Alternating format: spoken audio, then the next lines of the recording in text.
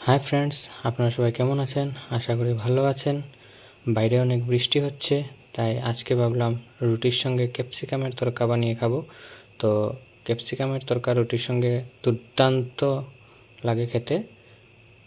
তো ক্যাপসিকামের তরকা বানাতে কি কি লাগে তা চলুন দেখে নেওয়া যাক। তো প্রথমে আমরা টমেটো কুচি করে নেব, তারপর ক্যাপসিকাম কুচি করে নেব, তারপর পেঁয়াজ কুচি করে নেব। করা হয়ে গেলে তারপর প্যান বসিয়ে নেব।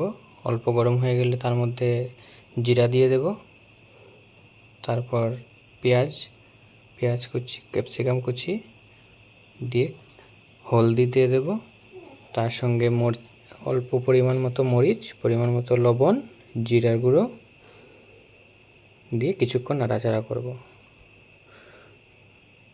নাড়াচাড়া করে অল্পক্ষণ ঢেকে দেওয়ার পর যাতে টমেটো কুচিটা দিয়ে দেব।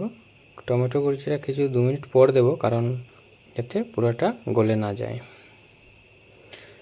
হয়ে গেলে আমরা ওইটা নামিয়ে নিলাম। বা দুর্দান্ত হয়েছে, খেতেও অনেকটা টেস্ট। আপনারাও ঘরে ট্রাই করবেন। সবাই ভালো থাকবেন, আর ভিডিওটি ভালো লাগলে লাইক করবেন। Thanks for watching.